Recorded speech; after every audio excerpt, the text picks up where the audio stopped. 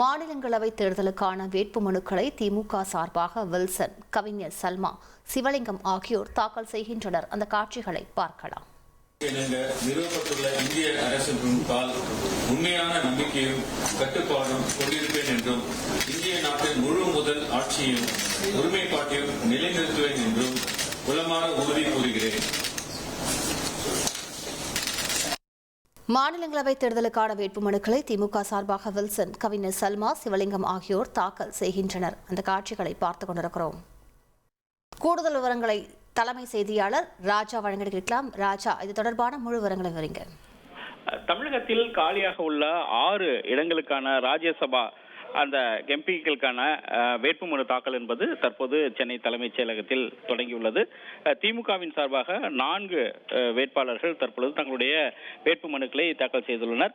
மக்கள் நீதி மையத்தின் சார்பாக அக்கட்சியினுடைய தலைவர் திரு கமலஹாசன் வேட்புமனு தாக்கல் செய்தார். அதேபோல் திமுக சார்பாக கவிஞர் சல்மா, வழக்கறிஞர் வில்சன் மற்றும் சிவலிங்கம் ஆகிய அந்த மூவரும் தங்களுடைய வேட்புமனுக்களை சட்டப்பேரவையில், அதாவது சட்டப்பேரவை வளாகத்தில் உள்ள சட்டப்பேரவை செயலகத்தில் தற்பொழுது இணை செயலாளரிடம் தாக்கல் செய்து வருகின்றனர். அதன் பிறகு 19ஆம் தேதி தான் இந்த தேர்தல் என்பது நடைபெறுகிறது.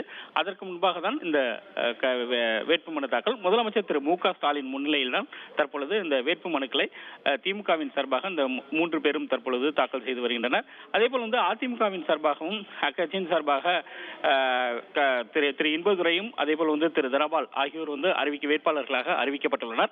அவர்களும் தங்களுடைய வேட்புமனுக்களை இன்னும் சற்று நேரத்தில் தாக்கல் செய்ய உள்ளனர்.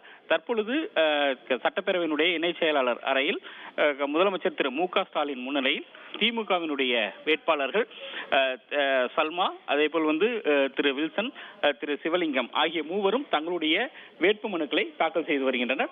19ஆம் தேதி இதற்கான அந்த தேர்தல் என்பது நடைபெறுகிறது. அதாவது தமிழக சட்டப்பேரவையின் கணக்கின்படி ஒரு 36 எம்எல்ஏக்களுக்கு ஒரு எம்பி என்ற அடிப்படையில் பார்க்கும் பொழுது 6 பேருக்கான வேட்பாளர்கள் மட்டுமே தற்பொழுது அறிவிக்கப்பட்டுள்ளதால் போட்டியின்றி அனைவரும் தேர்ந்தெடுக்கப்படுவார்கள். 19ஆம் தேதி அவர்களுக்கான அந்த சான்றிதழ் என்பது அளிக்கப்படும். தமிழகத்திலிருந்து காலியாக உள்ள அந்த 6 நாடாளுமன்ற ராஜ்யசபா உறுப்பினர்கள் எம்பிக்கள் என்பது முழுமையாக தற்பொழுது தேர்ந்தெடுக்கப்பட உள்ளனர்.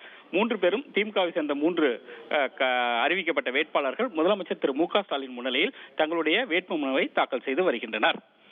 விரிவான விவரங்களுக்கு நன்றி ராஜா. செய்திகளை உடனுக்குடன் தெரிந்து கொள்ள உடனே சப்ஸ்கிரைப் பண்ணுங்க.